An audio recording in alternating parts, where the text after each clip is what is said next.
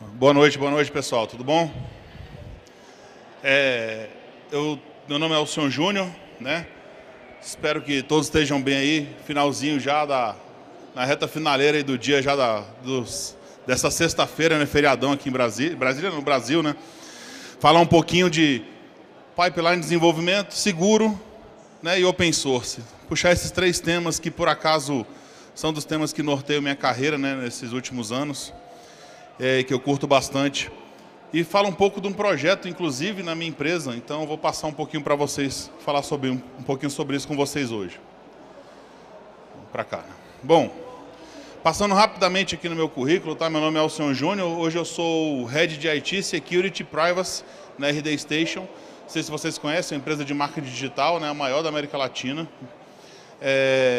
Minha formação começou em rede de computador, ali embaixo, são 3 mesmo, tá? O pessoal acha até estranho, realmente eu sou viciado em estudo, eu fico o tempo todo estudando, eu gosto muito. Eu tenho 3 pós-graduações também, uma focada em rede de computador, que foi pela Cisco, outra foi um MBA em governança e, por fim, uma pós em cybersecurity. Depois eu fiz o meu mestrado em cibersegurança, tá? Na Católica.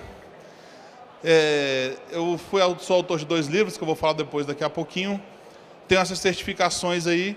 Não sou muito fã de certificação, mas acabei tirando por causa da carreira, mas enfim, né? E sou instrutor oficial da Exim, na parte de DevSecOps. E além disso, eu tenho um podcast do SecurityCast para falar um pouquinho para quem não conhece, nunca ouviu, ou quem ouve e não sabia que sou eu que falo, né? Isso acontece, quem não vê.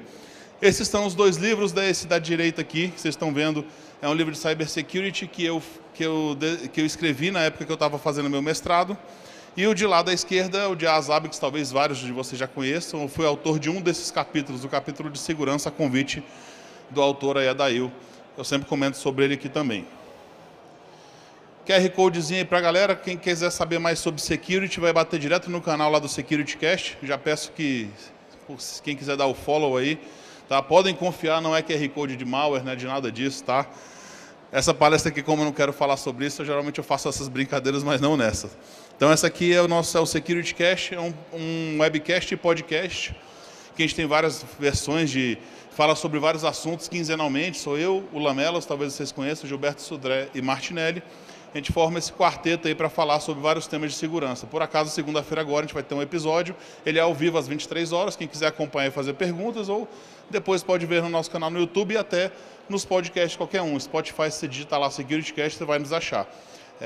Em canais de segurança, de podcast, eu até afirmo aqui, já olhando os históricos, nós somos o primeiro hoje em segurança no Brasil, né? Temos realmente um público cativo da galera que nos acompanha ali. Bom, espero que vocês tenham escaneado já o QR Code, e eu esqueço que é para cá. O que eu vou falar um pouquinho para vocês hoje, tá? Vamos falar um pouquinho de DevSecOps, como é que é a história do Shift Left, que é interessante, não só na parte de teste, mas também na parte de security. Falar tecnologia, elementos culturais e um pouco mais como isso acontece dentro de uma corporação. E, por fim, falar do ciclo de vida. Bom, todos já devem ter visto essa figura aqui umas 536 vezes só hoje, né, aqui na Campus Party. Mas isso aqui fala nada mais, nada menos que o ciclo de desenvolvimento de um software. E eu até faço a brincadeira, né, onde é que a gente mete o SEC aí no meio do DevOps, né? Então, onde é que entra essa bagunça aqui? Porque se você olhar, é um ciclo complexo, né? Planejamento, análise, design, implementação, teste, integração e manutenção. E por aí vai, tá? E assim continua. Bom, o DevSecOps 5.0, o DevSecOps ele tem a mesma ideia. Ele também é cíclico e ele entra no meio desse ciclo de DevOps, tá? Por quê? Quando a gente fala lá, planejamento, construção, teste, deploy, operação e monitoramento. Só que a gente coloca elementos de cybersecurity no meio. Tá? E você fala assim, pô, por que isso aí entra no meio? Existe um estudo que eu vou mostrar daqui a pouco, quão caro é você corrigir, fazer correções de security, né? Ou seja, bug fix, etc., em um desenvolvimento no final. Então, durante todo o tipo, né? todo o ciclo de desenvolvimento, a gente está lá no planejamento, né? A gente vai olhar como é que pode ser feito a detecção e análise do código que está sendo executado, inclusão de bibliotecas que podem ser vulneráveis, tá? Aí quando a gente está ali já na parte de construção, a gente pode pensar na parte de SAST, né, que é a análise de código estático. A gente pode pensar em code review, né, revisão de código por pares, inclusive, ou até por pessoas de segurança. tá? A parte de elemento de um container seguro, ou simplesmente com análise de vulnerabilidade, até a parte de análise dinâmica também. Então você coloca implementação em tudo, desde o início da codificação, onde o desenvolvedor está lá escrevendo o seu código, tá? Né? O desenvolvedor mais raiz no VI, né? No VI, até o final, onde você está lá fazendo o deploy e está monitorando o que aconteceu, o que está acontecendo, fazendo análises dinâmicas e etc. Tá?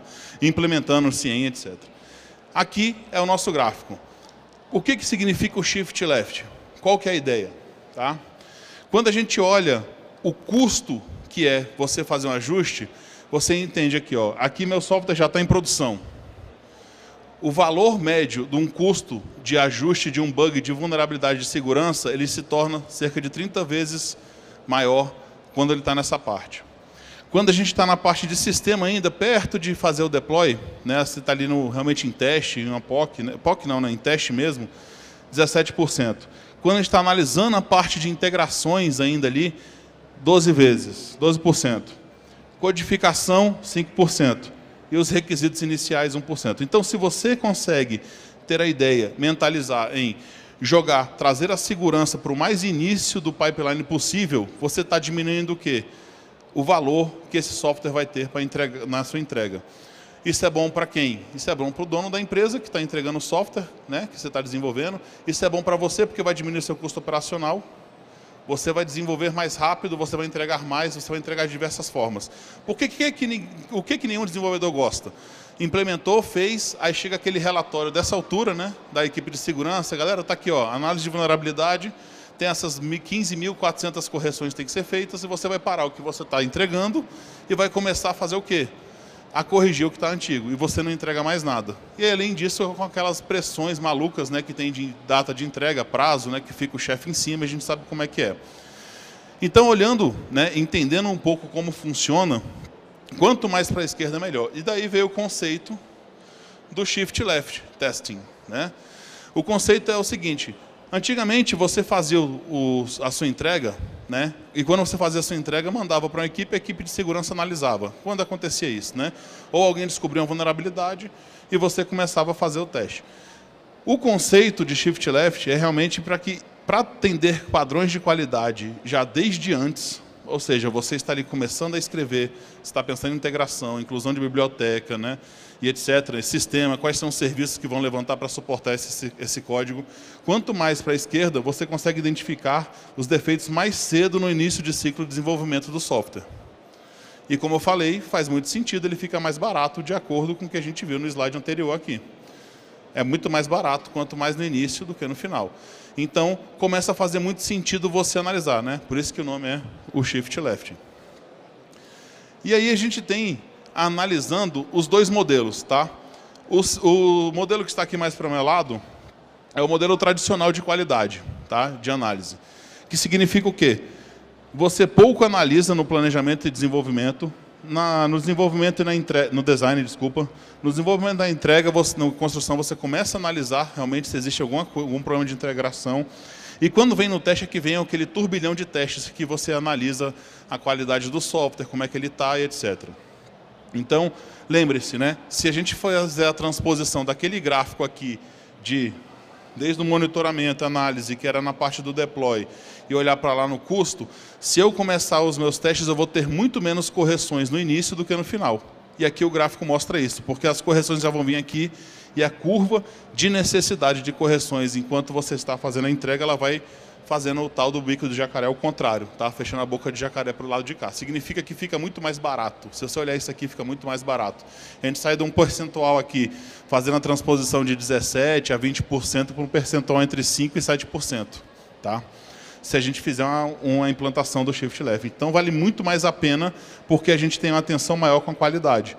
E se vocês observarem, o esforço é bem menor. O esforço aqui é a atenção com a qualidade, né? A atenção com a qualidade ela vem alta no início e depois ela começa a cair. E aqui você tem que dar uma atenção muito maior para a qualidade, porque você já tem todas as integrações e tudo já imposto aqui dentro. Então, esse é um dos gráficos que também apresentam as grandes vantagens de usar o desenvolvimento seguro na sua aplicação desde o início do ciclo. Bom, na parte security, né? Até alguns anos atrás, desde o final realmente se olhava muito na forma que se via o SAST, né, o DAST, desculpa.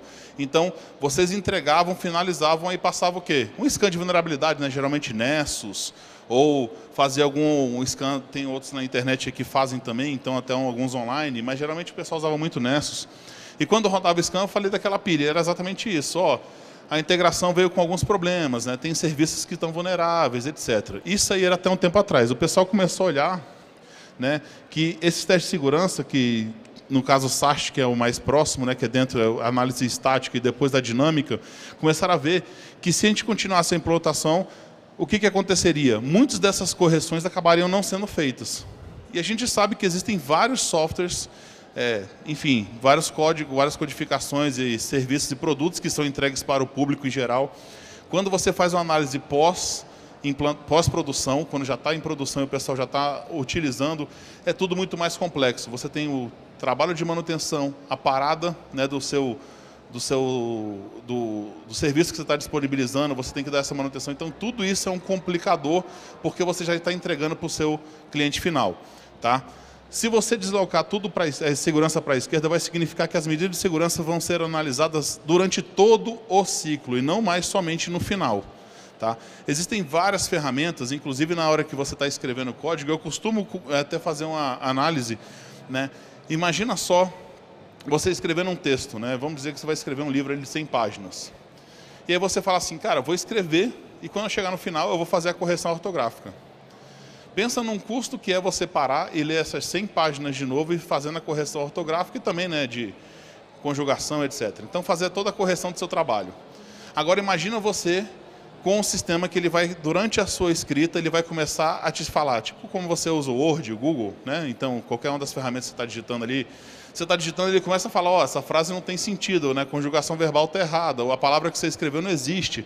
E você vai ajustando isso durante o seu desenvolvimento do texto. Significa a mesma ideia. É a mesma ideia. Você está desenvolvendo o seu software, o seu código, e enquanto você desenvolve, você já vai ajustando. Ou seja, você já jogou tudo para a esquerda, né? Então significa que desde o início você já está fazendo essa análise. Então é isso que veio o conceito de security em cima do shift left de testing também, que é a mesma coisa não, que é a mesma ideia. Tá? Então o que impulsiona isso? A gente tem 3 tipos, tá? O primeiro é a parte estática, né, o SAST, que ele verifica o código-fonte por pontos fracos conhecidos, né? Quando você tem ponteiros que não têm alocação, quando você está utilizando, como eu falei, até bibliotecas que são vulneráveis, tá? E você já tem esse feedback durante o desenvolvimento e já passa isso como um risco para o seu desenvolvedor, tá? No caso.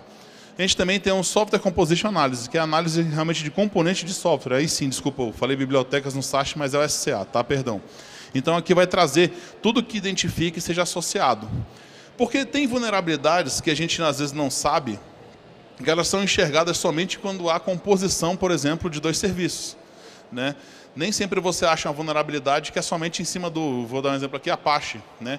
Às vezes é o Apache com PHP Mailer, quando eles se integram numa entrega de um serviço. Então, quando você faz essa integração, devido a essa integração, você vai achar uma vulnerabilidade. E daí você tem também o DAST para isso, tá? O DAST que ele vai fazer análise dinâmica.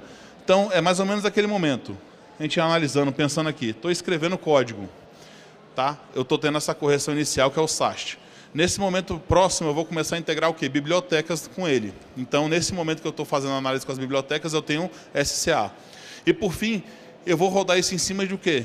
De um container, por exemplo. Então, quando eu levantar esse container, eu vou ter, antes de colocar em produção, que vai para teste, levantar um container em paralelo, tá? Ele vai ser levantado esse container, por exemplo, com Apache, com PHP Mailer, enfim, com vários serviços e o seu código lá dentro para entregar o serviço. E nessa hora é feita a análise DAST, que é a dinâmica, com ele rodando em teste.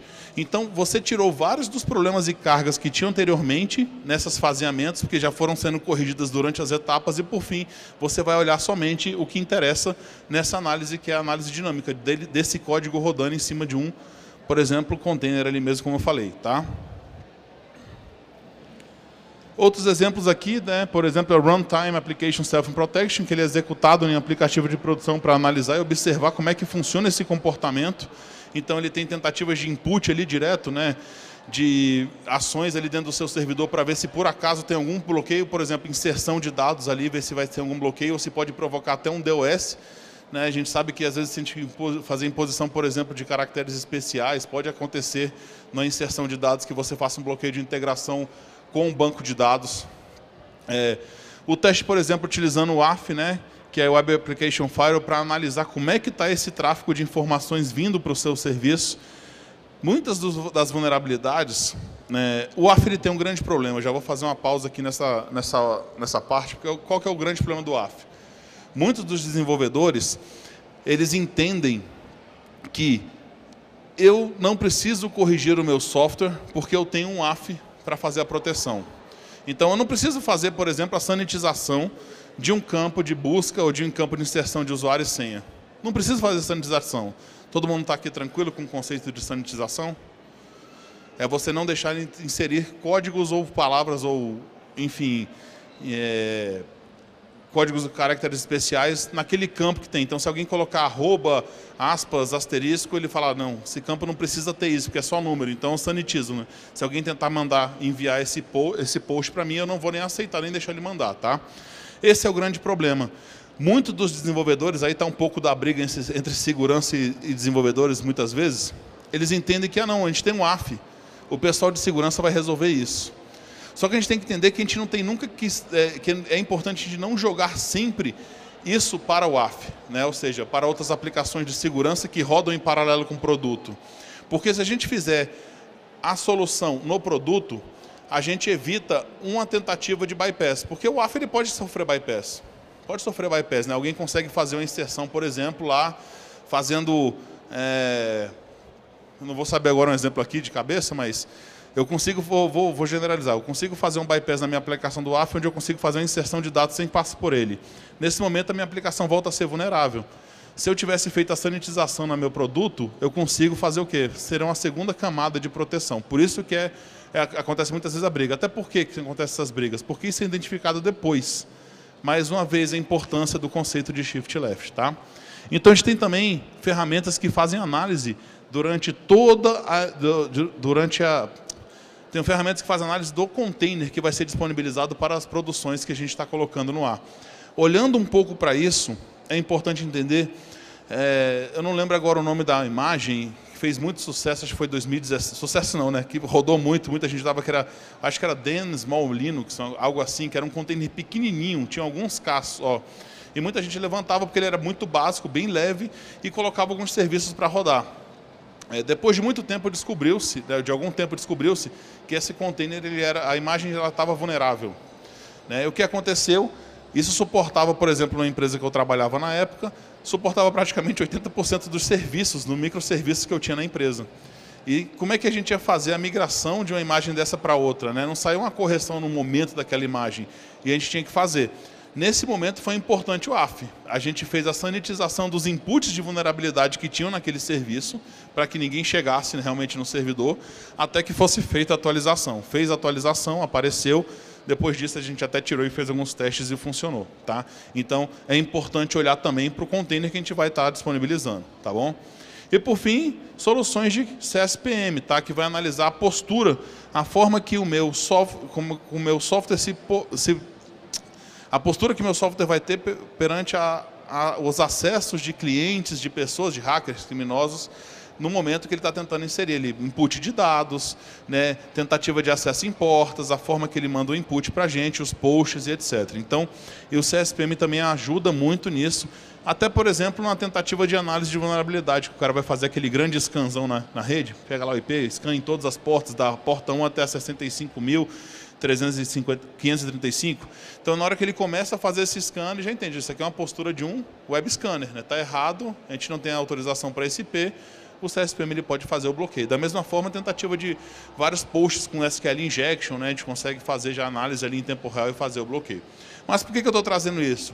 O tema da palestra principal, além de trazer esse conceito do shift left, além de trazer o conceito do desenvolvimento seguro durante todo o ciclo de vida, a importância de a questão do ser 100% open source. Isso aqui é um projeto que a gente está rodando, tá, na empresa, e ele está em construção ainda. E o que é? Tentar utilizar 100% do pipeline em codificação segura open source, tá? Para não utilizar nenhum software pago. Por que disso? Primeiro, porque eu sempre fui da comunidade de software livre, sempre gostei. Tá? E o segundo ponto é tentar trazer uma forma que a gente consiga fazer uma integração e trazer algo de volta para a comunidade. Tá? Esse é o grande lance que a gente está tentando fazer. Então, utilizando vários softwares aqui, por exemplo, tem alguns deles que eles se comportam em toda a pipeline. Tá? Por exemplo, o AutoSec, ele não só trabalha com IDE plugin, tá? Para estar ali dentro do source code. Né, como eu falei para vocês, é uma ideia de desenvolvimento, ele está ali analisando o código. Ele também analisa o SAST e o DAST, o SAST e o SCA. Tá? Por exemplo, a gente tem o SonarQube, que ele faz Quality Assurance, né, o QA da aplicação. A gente tem, por exemplo, aqui para fazer DAST um projeto da OASP, né, que é o famoso OASP Zap. Aqui tem a parte de infraestruturas da Cloud Security, que é o Aquatriv. Então, tem vários, de Defect de Dojo, é bem conhecido também, muita gente utiliza, Datadog. O Akamai está ali, porque tinha algumas features da Akamai que eram open source, por acaso não são mais, mas ele faz parte do nosso projeto, porque já é utilizado. Mas analisando isso aqui tudo, tá vendo, desde a parte ali do início do source, imagina você tendo todo esse arcabouço que vai te apoiar durante todo o desenvolvimento, lá do source code, na hora que você está escrevendo, até o CI Server, a parte do teste scan, né, e faz o release ali, obviamente, né, só um release, faz o deploy e entrega. Né? Por exemplo, o SonarQube que eu tinha comentado era exatamente esse, né, que a gente vai fazer um teste DAST. Eu subo nele, a máquina, ele faz a simulação, ele sobe a máquina com as características que a gente pediu, né, que eu falei Apache, PHP Mailer, etc. Ele sobe com esses serviços nas versões que eu quero que ele suba, para fazer o teste e ver se a integração entre esses serviços não vão trazer uma vulnerabilidade junto com a parte de um código que está feito o deploy ali. E por aí vai. Tá? Então, o SonarQube é um excelente software também. Então, esse aqui é um exemplo, né, da utilização de todo o ciclo de DevOps, né, e colocando o SEC ali dentro. Opa! Bom, um ponto importante dentro desse discurso é a automatização de segurança. Imagina se todo software que for feito, né, a gente tem uma equipe lá de, imagina, 500 desenvolvedores. Imagina quantas pessoas eu precisaria para fazer um code review. Né? Tudo que você escreve no dia, eu tinha que ter uma pessoa para que lesse no dia seguinte e corrigisse. Então seria praticamente 1 para conseguir ler e ver o desenvolvimento. Né? Isso seria impossível. O importante é, então, analisar o quê? Fazer a automatização desses processos de segurança. Da que forma? Como eu falei, com softwares que vão trazer relatórios que apoiem esse desenvolvimento. Tá?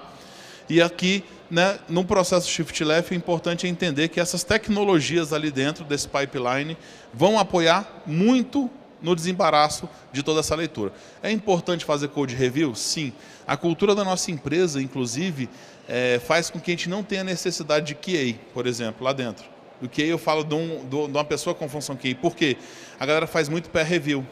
Então, eu desenvolvo e você desenvolve. A gente faz a troca e analisa o que você escreveu. Isso ajuda muito no processo, mas isso é cultural, nem toda empresa tem isso. Tá? Então, aqui algumas coisas importantes que podem apoiar, né? Como eu falei, ferramenta de integração contínua, automatização de teste, rastreamento de problemas, né? Varredora de imagem, como eu já tinha comentado na outra. Então, se você entender isso aqui, a importância de ter cada um desses processos durante o seu desenvolvimento, isso aqui vai apoiar muito, porque você não tem a necessidade de ter pessoas olhando aquilo ali o tempo todo. Você automatiza grande parte e, obviamente, esses relatórios vão ser analisados por pessoas assim, que entendem o processo da parte de SEC dentro do desenvolvimento para apoiar no desenvolvimento de um software seguro. Tá? Essa parte aqui é interessante também, que muita gente esquece desse ponto. Muitos desenvolvedores têm aqueles cursos de awareness, né, da empresa, de cultura da empresa, que vai falar assim, ó, galera, tá aqui, ó, não pode salvar senha no bloco de notas, não pode entregar, não pode clicar em qualquer link que você recebe por e-mail, mas isso aí é um tipo de cultura muito básico para quem é da parte de desenvolvimento, até porque muitos de vocês já sabem disso. Se eu falar aqui para vocês, uma senha de 6 dígitos é segura, vocês vão responder sim ou não? Claro que não, vocês já sabem, né? É diferente de eu falar isso, por exemplo, para meus pais. Meu pai vai falar, para mim é seguro, não entende. Então, a parte de cultura, a parte de treinamento dessas equipes tem que ser focado diretamente no desenvolvimento seguro. Então, trazer isso para que as pessoas entendam. Alinhado com isso aqui, eu estou trazendo para vocês, tá? Alguns já participaram. Eu tenho 2 cursos, tá? Esse aqui é o curso de desenvolvimento seguro de software, ele era gratuito na Udemy, e esse aqui é em torno de R$500. Aí para quem estiver assistindo hoje e quiser escanear esse código, vai bater direto lá, eu estou entregando de graça esse curso aqui. Então, o da direita, o da esquerda ele já é gratuito por default na nossa ferramenta lá, tá? Na Udemy. O da direita ele é pago, ele está disponível gratuito, acho que até hoje ou amanhã de manhã, não lembro agora, mas falta pouco tempo. Então, quem quiser acessar, zero custo, tá? Pode passar o link para os amigos, não tem problema nenhum. Enquanto estiver ativo lá, vocês podem sair resgatando, zero problema. Por quê? Porque essa é a parte importante para quem desenvolve. E eu quero fazer parte dessa contribuição, não só para a empresa, mas também para a comunidade. Esse curso eu desenvolvi há cerca de 3 anos, e durante o desenvolvimento dele era exatamente para isso. Eu preciso que a galera de desenvolvedor entenda que segurança ela é importante, que ela tem que ser feita da melhor forma possível, utilizando o Shift Left, tá? Vou passar aqui, tá, galerinha? Já tiraram foto? Rapidinho aí, que está passando o tempo. Tem que agilizar aqui, senão não vou ter tempo para dúvidas, eu acho. Vou passar. Qualquer coisa vocês falam comigo ali embaixo. Então, para a gente fechando, tá? Alguns pontos principais. O desenvolvedor ele tem que provisionar recursos na nuvem pública, como a AWS, GCP, etc., e envolver sempre as equipes de TI e de segurança. Isso é fundamental para que a gente tenha realmente o conceito de Shift Left dentro da aplicabilidade de desenvolvimento seguro. O segundo é que esses processos de integração contínua e implantação contínua, eles tenham sempre um ambiente de teste separado. Isso é fundamental e antes de fazer qualquer tipo de deploy, tá? Terceiro, a infraestrutura as a code, ela é utilizada largamente em implantar de forma mais declarativa, ou seja, de forma mais forte, deixar realmente isso em conceitual nos seus times. Kubernetes está em toda parte, é importante a gente entender, tá, que ele permite que as organizações vão provisionar as cargas de trabalho em containers, isso aí facilita, mas lembre-se que as imagens podem estar vulneráveis, então usar imagens seguras é importante. Então essa mudança realmente melhorou muito o conceito de Shift Left, ajudou e apoiou bastante. E é importante vocês entenderem que isso aí é muito mais parte de uma cultura do que simplesmente software. Implantar isso aqui, você vai ter realmente mais segurança, etc. Mas se você não fizer isso aí parte da cultura do seu time de desenvolvimento, no final não vai adiantar nada. Tá? Queria deixar esse recado. Vou deixar aqui também meu LinkedIn, quem quiser se conectar depois, até porque quem não conseguiu o código lá do curso, pode falar comigo aí. Tá? Mas quem quiser se conectar ali, por causa de alguns cursos e palestras que eu ministro, fica à vontade. E gostaria de agradecer demais vocês e a presença de todos. Obrigadão, galera. Eu vou abrir para perguntas agora. Valeu!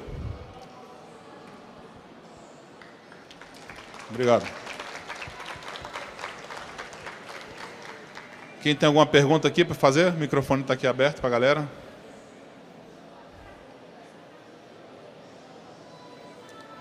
Ou foi muito bom, ninguém entendeu nada, né? O resumo é esse. Posso fazer? Por favor. Eu tenho uma dúvida. Para quem está começando na área de desenvolvimento, vocês recomendam que é fundamental estudar o Kubernetes e o Docker? Bom, eu acho que sim, é importante, né? Isso faz muita parte daquela história de o cara, da pessoa que vai entrar, se full stack ou não. Mas eu acho que é importante estar ambientado com a tecnologia, independente disso, para saber como faz. Assim como eu falo da segurança, né? A pessoa, o desenvolvedor, ele não tem que ser efetivamente da área de segurança. A pessoa não tem que ser um SRE e entender como é que um Kubernetes funciona, implantação, etc. Mas é importante entender da tecnologia, porque isso aí vai fazer parte da carreira. Faz parte da senioridade que vai se ganhando com o tempo. Então, da mesma forma que é importante entender de Kubernetes, que é importante entender de segurança, obviamente, até como a Gi falou na palestra dela, né, você não precisa ser especialista em tudo, e nem tem que ser. Mas eu acho que entender bastante de várias coisas que vão estar no seu ambiente do dia a dia, ela é importante. Mesmo que você seja especialista em um só ponto, como ela falou, C#, ou só Python, ou só, enfim, né, a codificação que você está usando. O mais importante é isso. Beleza, galerinha? Alguma dúvida aí? Fechado? Então, obrigado, valeu demais aí pela participação de vocês. Até a próxima campus aí. Abração.